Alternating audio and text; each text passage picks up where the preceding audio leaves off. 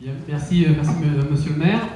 Donc je vais vous faire un petit bilan, donc ça va pas être une grande conférence, hein, on va essayer de parler une toute petite demi-heure, pour vous faire donc le bilan de ces 2 ans d'intervention, alors pas 2 ans en continu, hein, mais entre 2013 et 2015.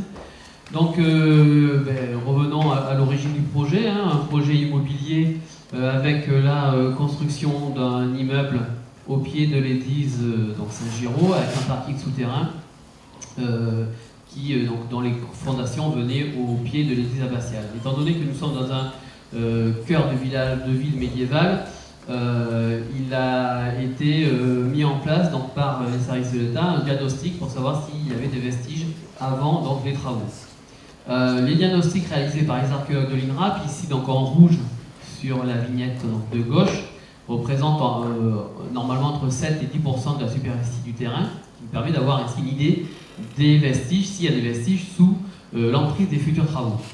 Le résultat de ces diagnostics a été assez négatif, hein, donc comme vous pouvez le voir à droite, vous ne voyez pas. Donc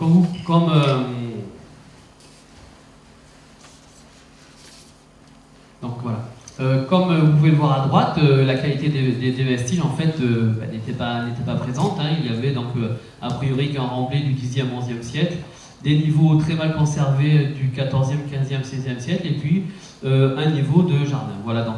Malgré cela, les services de l'État ont quand même prescrit une fouille préventive, parce que ça leur paraissait assez curieux qu'en ce lieu aussi important, il n'y avait absolument rien en termes de vestiges archéologiques. Donc c'est mon entreprise Mosaïque Archéologie qui a donc remporté le marché, et c'est donc moi qui était donc nommé responsable de cette opération. Elle s'est déroulée en 2 tranches essentiellement, du fait de la superficie du terrain. Donc une tranche qui a commencé fin octobre 2013. Vous voyez, elle a été un peu entrecoupée parce qu'on a un peu arrêté au cours de l'hiver. Et la tranche numéro 2, donc, qui a commencé en août 2014. Vous voyez qu'il y a une tranche 3, puisque ça fait suite en fait aux découvertes des sarcophages monoxyles, où on a donc eu une commande pour prélever ces sarcophages monoxyles. Donc effectivement, le chantier a duré 2 ans sur le calendrier, mais en fait il a duré à peine 8 mois sur le terrain, mais entrecoupé évidemment des conditions climatiques caractéristiques à Aurillac notamment, entre la neige, le gel et les fortes pluies, qui nous a donc empêché et ralenti fortement. Donc vous avez tous peut-être vu évidemment cette image un peu du chantier en cours de fouille. Un site qui est assez particulier puisqu'en fait il s'est révélé extrêmement riche, et donc on a plus d'une douzaine de phases d'occupation. Ici donc c'est un cas d'école parce que ça se voit très très bien avec les différentes couleurs. On part donc de la dernière glaciation, donc de moins 20 000 ans, avec l'ancien lit de la Jordane qui passait donc à l'emplacement du site, et puis les premiers niveaux d'occupation qui remontent donc au Moyen-Âge. Finalement, ce qui a beaucoup frappé les gens, ça a été donc toutes ces maçonneries, hein, tous ces murs. Et c'est vrai qu'on peut dire que le site est extrêmement riche. Vous avez ici, il manquait juste le linteau de la porte, et on pouvait encore accéder à ce bâtiment de la fin du Moyen-Âge. Et puis vous reconnaissez les 2 arches, les 2 petits ponts qui enjambaient le canal Saint-Étienne, le canal dit des usiniers. En fait, la majorité des vestiges sont de la fin du Moyen-Âge, du 14-15e siècle, avec donc les bâtiments conventuels dont on parlera un peu plus tard. Cette image juste pour vous montrer la densité de vestiges.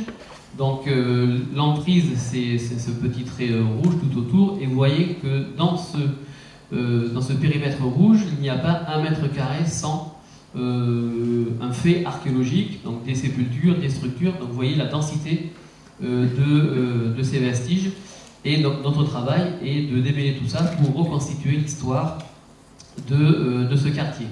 Donc juste les grandes phases pour aller relativement vite. La première occupation humaine est une occupation donc des périodes historiques, hein. On est à l'époque mérovingienne, on est autour de 600 après Jésus-Christ.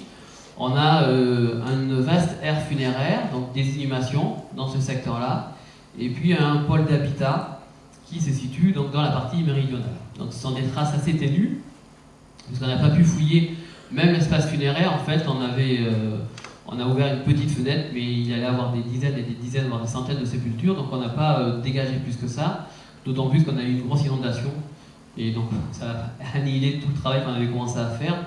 On sait, voilà, on a prélevé une sépulture, on l'a datée au radiocarbone, et on sait que nous sommes vers 600 après Jésus-Christ. Voilà donc ces niveaux les plus anciens. Donc, dans l'ancien lit de la Jordane, des sépultures qui apparaissent, hein, tous les petits points, ce sont des crânes qui apparaissent. Et nous nous étions concentrés sur cette sépulture-là, qui a été donc datée au radiocarbone et qui nous montre bien une occupation par un espace funéraire autour de 600 après Jésus-Christ. Le site va énormément se développer au cours du 7e, à la fin de l'époque mérovingienne, à la fin de l'époque mérovingienne et à l'époque carolingienne. Ça va d'un simple site funéraire, on va avoir un très important site funéraire avec des pôles cultuels et ou funéraires, c'est-à-dire des bâtiments qui accueillent des sépultures. Donc on ne sait pas si ce sont des bâtiments qui ont une vocation uniquement funéraire type mausolée, mémorial, donc des églises privées, ou s'il y a aussi des églises où il y a vraiment la pratique du culte. Néanmoins, ce que l'on sait, c'est que les inhumations en pleine terre sont abandonnées au profit de sarcophages. Sarcophages en bois, ce qui a fait un peu, je dirais, le buzz des découvertes sur Aurillac, donc essentiellement dans le secteur sud, essentiellement, mais en fait c'est parce qu'on n'a pas ouvert ailleurs. On a ouvert uniquement là, et là, il y avait une très très forte densité, il y avait un sarcophage en bois, monoxyle, les uns à côté des autres, en parfait état de conservation, ce qui était une demi-surprise, puisque lorsqu'on regarde la littérature ancienne, en 1894, lorsqu'on a construit l'église de la Sainte Famille, ici, on a découvert des sarcophages en bois.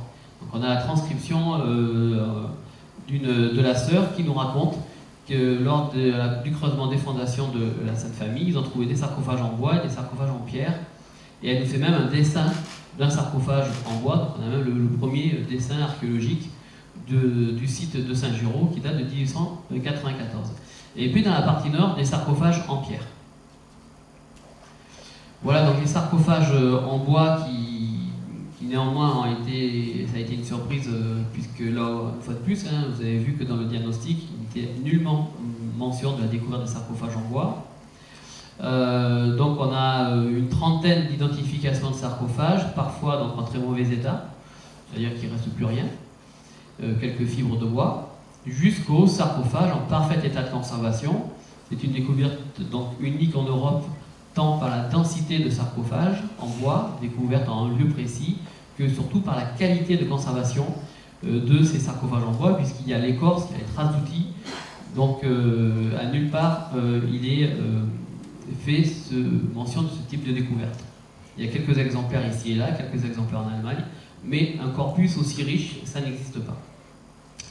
Donc vous avez ici par exemple une douzaine de cuves de sarcophages en parfait état de conservation. Vous voyez, c'est pas de la pierre, c'est du bois. Et puis à droite, donc, on a remis un couvercle sur une cuve. Donc, ce sont des troncs d'arbres hein, qui ont 200 à 250 ans d'âge, du chêne ou du hêtre, qui sont fondus donc, en deux, et dans lequel on va creuser l'emplacement pour le défunt. Donc voici la qualité des vestiges, des contenants. Hein. Alors vous avez à droite ici donc l'écorce du hêtre, caractéristique, et à gauche l'écorce du chêne. Et des traces d'outils, donc on peut déterminer qu'il s'agit de traces d'outils de hache, ou encore d'herminette ici, ou encore ici donc de planes pour enlever l'écorce. Donc vous voyez un peu la qualité de conservation de ces éléments qui datent de 700 ou 800 ans après Jésus-Christ, de l'époque de Charlemagne pour faire simple.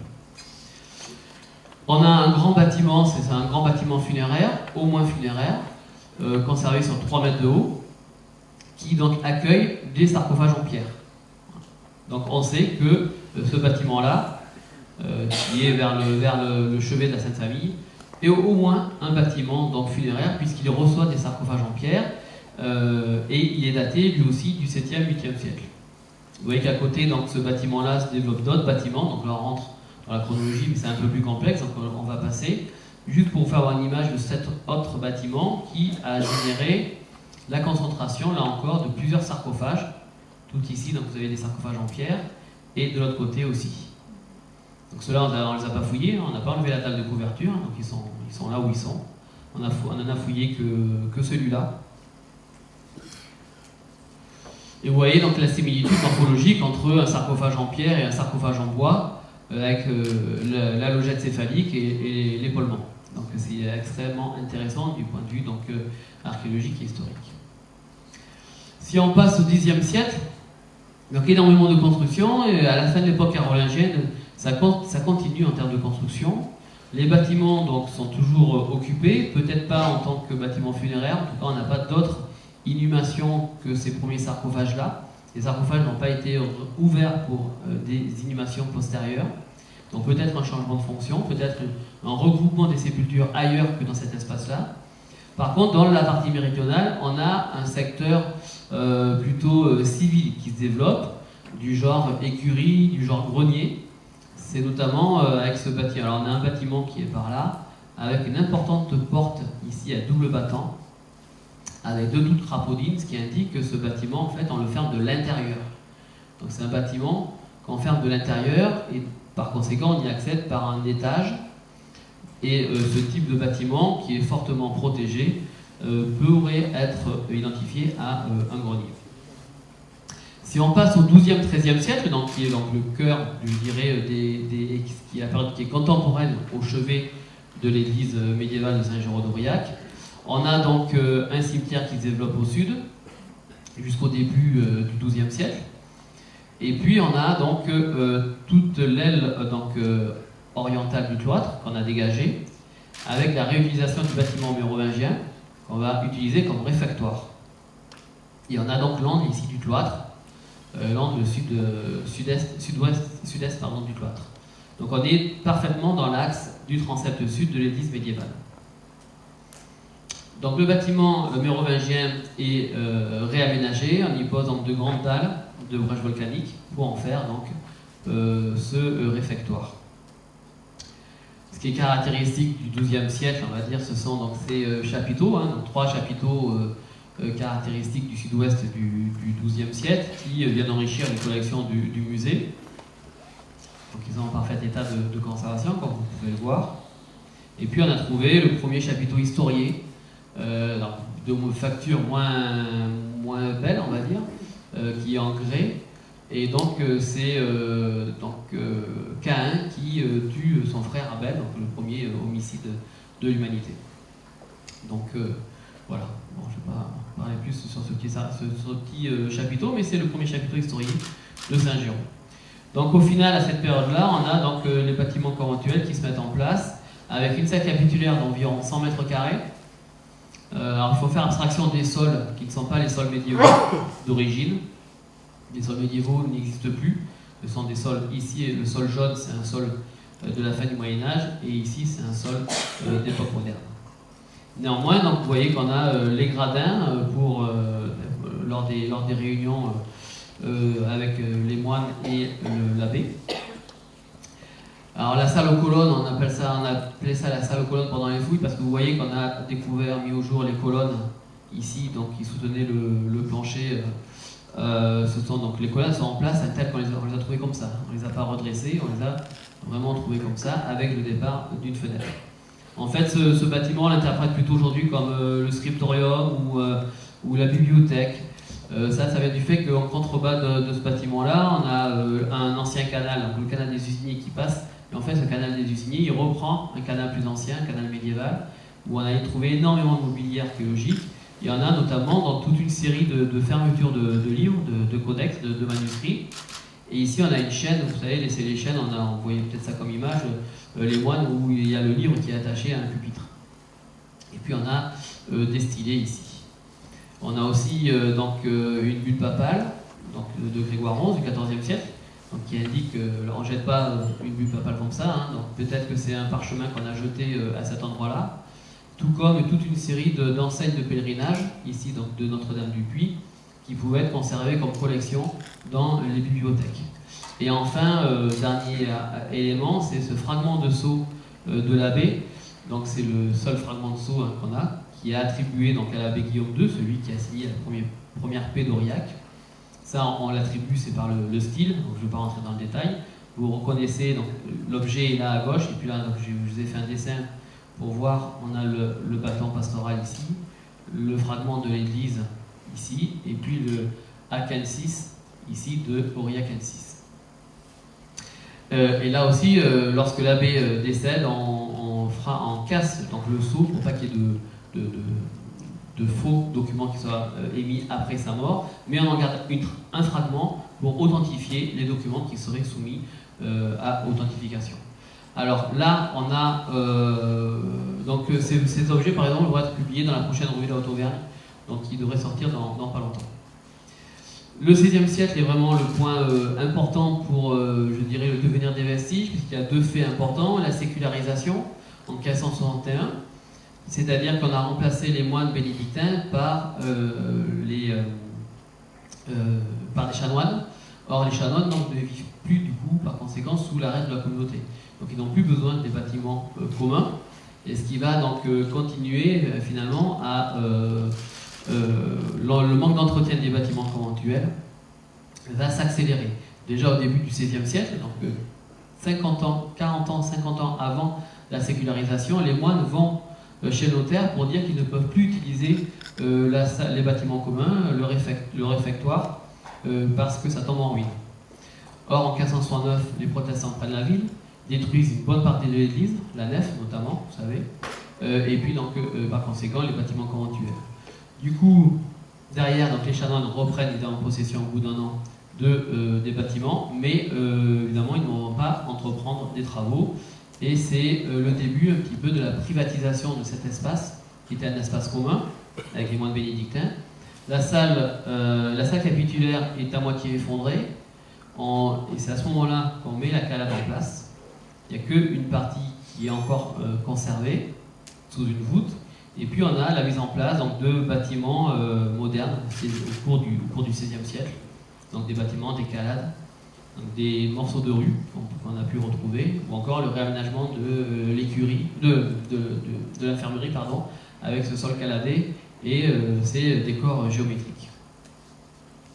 Et puis finalement, la dernière grande étape, avant le projet immobilier, je dirais, c'est l'arrivée de l'institution de la Sainte Famille à la fin du XIXe siècle, qui va finalement fossiliser cet espace-là et mettra cet espace-là à l'écart de l'urbanisme du XIXe siècle et du XXe siècle, d'où la qualité des vestiges qu'on retrouve aujourd'hui. Donc vous avez, il y avait deux statues dans l'institution, Saint-Géraud et Notre-Dame. Donc vous avez ici Saint-Géraud qui est encore conservé, et puis Notre-Dame de Lourdes qu'on a retrouvé lors des fouilles. L'ensemble de ces découvertes a été quand même une découverte exceptionnelle. Ça fait l'objet donc de nombreuses publications, à la fois dans en vue du public scientifique. Vous avez notamment ici donc un congrès, un colloque international franco-chinois qui s'est déroulé donc à Toulouse, mais aussi des publications pour le grand public comme Archéologia, donc, que vous avez pu voir en avril 2016 ou plus récemment avec le volume de VMF en mai dernier. Ça a fait l'objet aussi de plus d'une vingtaine de communications. Donc, dès que j'ai pu parler d'Aurillac, je l'ai fait bien volontiers, que ce soit dans des petites salles, dans des grandes salles, puisqu'on a même eu l'honneur de faire une conférence au Sénat et au Louvre dans le cadre des Midis du Louvre.